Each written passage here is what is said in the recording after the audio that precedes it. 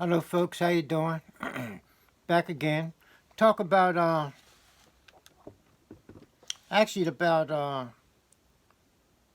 how people can use their religion to reap the benefits and blessings that religions have to offer. Okay. And according to the ancients and their scriptures, in order to reap these blessings, one had to know the laws. Okay. We find in religions and mythology, etc. There are laws involved.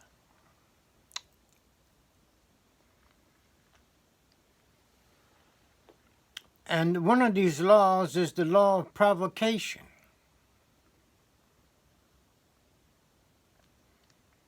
To provoke things to occur.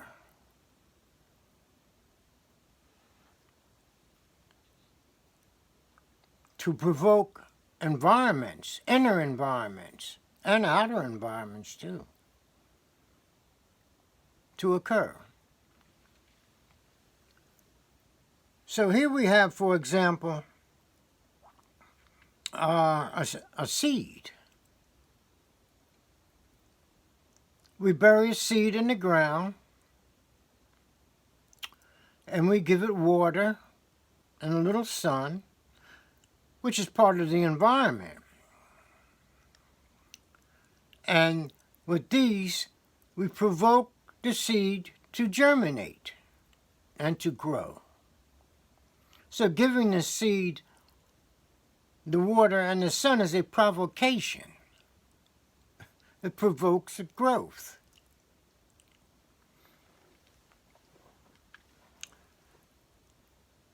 So the human, okay, can provoke within himself environments, and he can provoke also what we call the netter, N-T-E-R.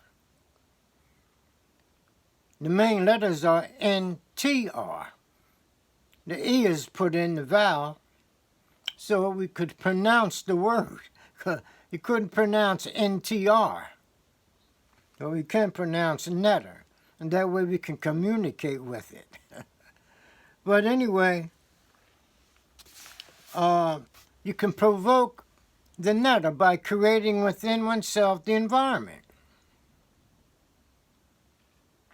You see, the environment in which the netter will come forth. Okay. It's like if a person smells a very tasty food. Okay. This provokes saliva and other digestive fluids, you see.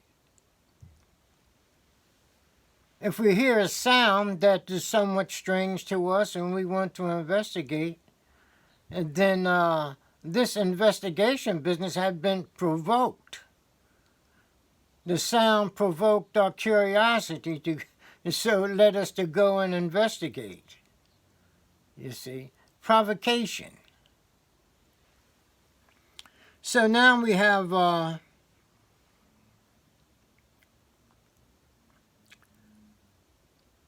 let's say ignorance. Ignorance provokes knowledge to come forth. And knowledge provokes intelligence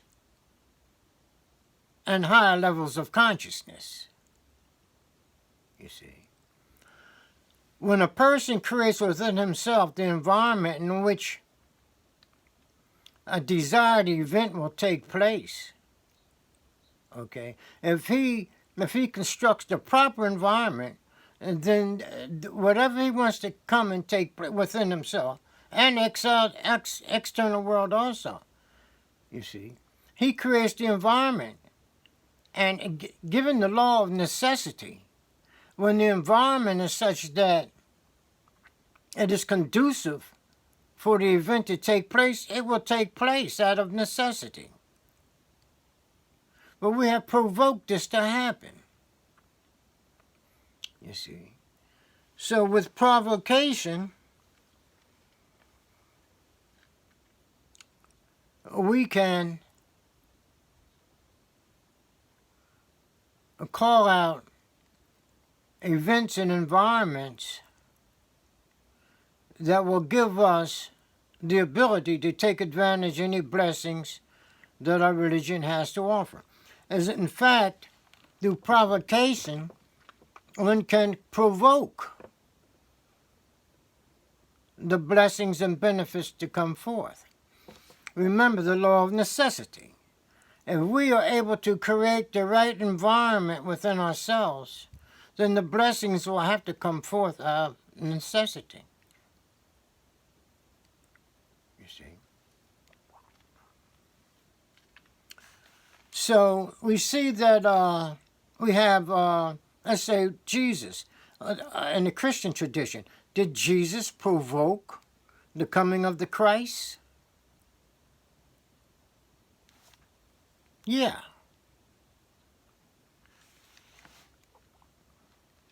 Because the environment was set. Okay. We would say, well, at the crucifixion and the 3 days he spent in the tomb. But there was another factor involved in the resurrection of the Christ, and that was the moon.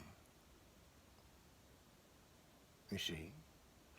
Because the resurrection takes place the first Sunday after the first full moon after the equinox. So the full moon played a role. And no full moon, no resurrection. You see. So the moon played a role as provocative. It helped provoke the resurrection. Okay. Now the same thing happens with the human. For example, at a particular hour of the night, often in the morning, okay, when the person experiences what they call a passionate moment, okay, here we have now a situation in where the seed is provoked because that hour of the night, okay, brought with it the environment wherein the seed would come forth. You see. But the human, okay, can prevent the seed from coming forth, that is, being excreted, okay, through certain exercises. You see. And by performing these exercises, which actually is a breathing exercise, by doing this, okay, he provokes within himself the environment in which the seed, okay, or the semen, okay, will become purified through these exercises and preserved in the body and used, okay, in order to gain higher levels of consciousness.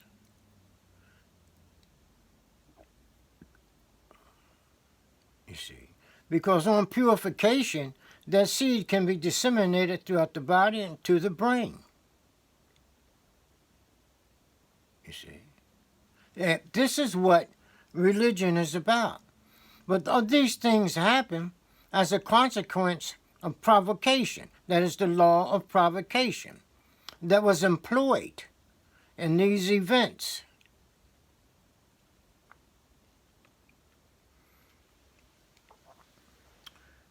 And so we can go to a situation wherein a young boy, which happens today in tribal situations, tribal cultures, where when a young boy reaches the age of 12, or the age of puberty, he's taken from the mother and he goes out with the father, where he is taught the laws, okay, of the tribe, etc. How to hunt, how to fish, how to treat women, etc. Okay? Well, this knowledge that he's acquiring provokes intelligence, where he can take this knowledge which they gave him and use it wisely, based on intelligence, which usually comes to a child, that is his logic, use of logic and so forth and so on, and reasoning, usually comes to a child in pretty good, in fullness, we can say, just about at the age of puberty. Because when a child is 6 or 7 years old, he just does not have that intelligence, the intelligence that an adult would have. Okay, so it's the seed, you see, that strengthens the boy's quest for high levels of intelligence, because they don't take him away from his mother until he's about 12 years old, at puberty. Okay. And where he can, at this time, provoke higher levels of consciousness. You see. So here the law of provocation can be used to understand the scriptures, and in all religions. It is one of the laws, of many laws, that are embedded in the scriptures of all religions. Understanding these laws allows people to understand their scriptures. The vast majority of people do not understand their religious scriptures, in all religions. You see, because they're not taught. They're not taught the laws of the religion. Learn these laws, and people will understand their religion and will abide by it, the laws and whatever else the religion says. So when a person reads his religious scriptures, 9 times out of 10, he doesn't understand what he's reading. And if a person doesn't understand what they're reading, they're not going to continue reading along. They're going to give it up and say, well, I don't understand this stuff here, But once the person grasps the laws, okay, of his religion, which are the same throughout all religions, then he'll grasp a better understanding, and will go ahead and read the scriptures on through, and then be able to take advantage of the benefits that his religion has to offer. Okay, so the law of provocation is one of many laws. Okay, so the person can provoke within himself the environment wherein the blessings that the religion has to offer will come forth of necessity. Okay, folks, thank you very much, and I'll get back with you. All right, bye.